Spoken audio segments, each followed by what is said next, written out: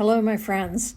I am the Reverend Nancy Reid-McKee, the minister at the North Lake Unitarian Universalist Church in beautiful Kirkland, Washington. Welcome to our podcast. We hold services each Sunday morning at 10:30 Pacific Time, and we host a hybrid service where most people join us in person, but you're also welcome to join us online via Zoom. We publish excerpts from our selected services as podcasts, such as this one. To learn more about us or to reach out and contact us, please visit our website at northlakeu.org. That's northlakeu.org. I hope you enjoy this podcast, and I look forward to hearing from you. Blessings. In December, I was at the monthly gathering for the Kirkland Christian clergy.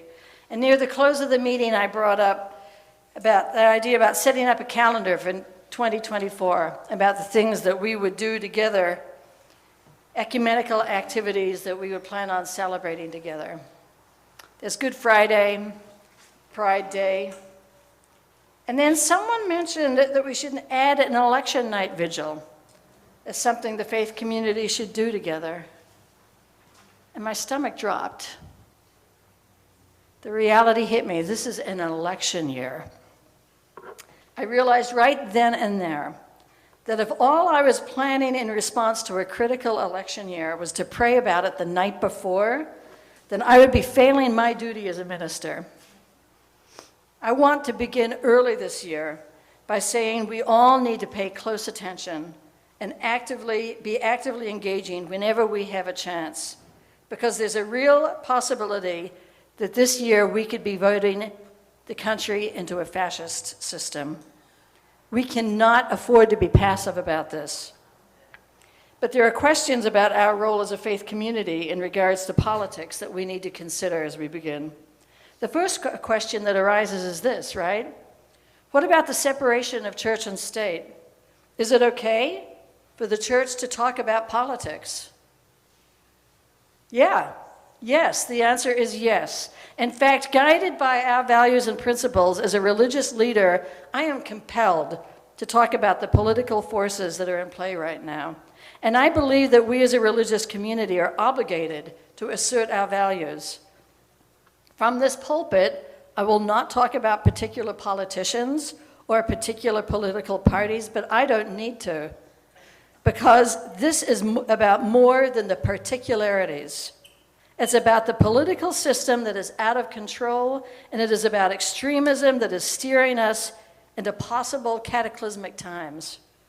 When we have national leadership that condones banning travel from Muslim countries, when we have a system that allows immigrants to be held in detention camps at our borders, when we have the creation of a special military force, ICE, that works outside the conventional criminal justice system, we must take notice and we must pay attention to the patterns that are happening. We cannot afford to simply hope that things get better. In his book, How Fascism Works, Jason Stanley says this: "The dangers of fascist politics come from the particular way in which it dehumanizes segments of the population. By excluding these groups, it limits the capacity for empathy among citizens, leading to the justification of inhumane treatment. From repression of freedom, mass imprisonment, and expulsion, to, in extreme cases, mass extermination.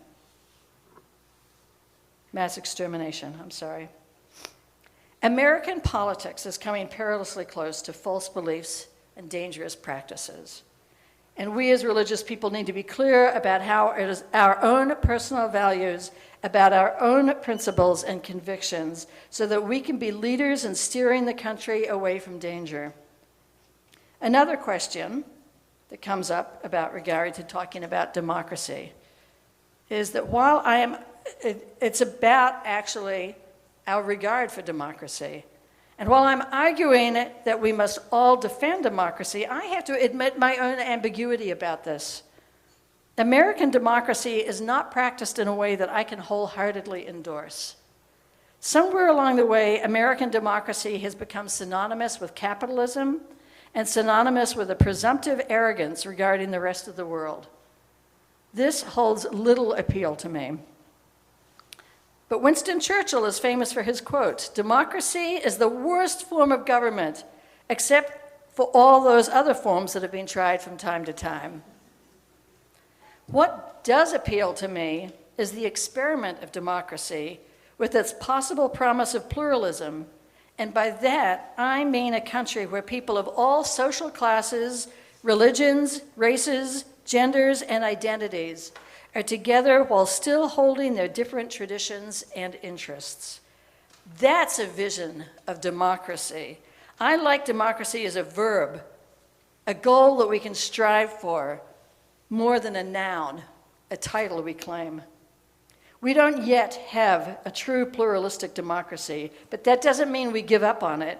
It means we apply ourselves to our ideals even harder.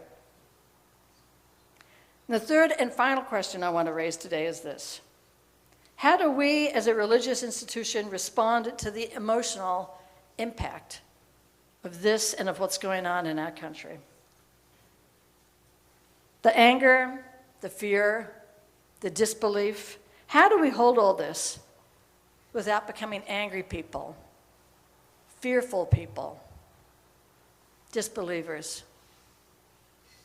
I'm talking about our essence, about our souls. How do we ground ourselves in our love for each other, our love for the world, and how we respond in healthy, sustainable ways?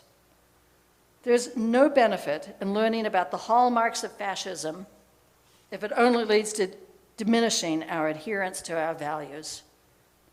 If it only perpetuates fear and anxiety, all this knowledge is not going to help us. Joanna Macy, in her book Act of Hope, argues that we are in a time of immense upheaval. She calls it the Great Turning. She likens this to other historic times, such as the agricultural revolution or the industrial revolution, times of great global social shifts. As the world unravels around us, there are three dimensions to how we must respond to these, she says. The first dimension is holding actions, the actions we take to hold back and slow down the damage being done. These actions involve things like boycotts, signing petitions, initiating petitions, legal proceedings, protests. The second dimension is a shift toward life-sustaining systems and practices. This means rethinking how we approach things such as healthcare, banking, business, agriculture, transportation, and so many other structures that have become detrimental instead of life-sustaining. And the third dimension is a shift in consciousness toward a deeper, connected identity. At the core of this is that deep wellspring of caring and compassion we each must hold for the other. We need to deepen our sense of belonging to each other, belonging to the world. And we do this by devoting ourselves on a regular basis to practices that reconnect us to our hearts, to our minds, and to our views of reality. These are practices that resonate with our spiritual nature and that call us back to living according to our values, according to our hearts.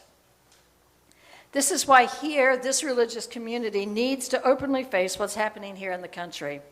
We need to acknowledge it, and we need to grieve together. And this is why, more than ever, we need to pray, practice gratitude, practice listening to each other's heart stories.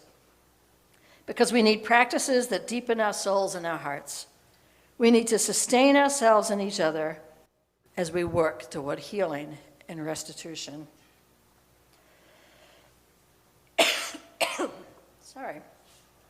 And that is why we need to talk about democracy and to examine our political resolve, because we are part of the Great Turning. turning toward holding, toward sustainability, toward deepening consciousness and connectedness. So what am I asking from each of us today? I'm asking that this year we each to commit to practices that will sustain us. Pray, meditate, do yoga, sit in nature, breathe. Come to rituals of lament or vigils, protests, boycotts, and actions, and come to sessions that I'm creating called Make Good Trouble to examine sustainable alternatives and teach us about dangerous systems that we're up against. This year, be deliberate and join us all to make good trouble. Thank you for joining us on this episode of the North Lake Unitarian Universalist Church podcast.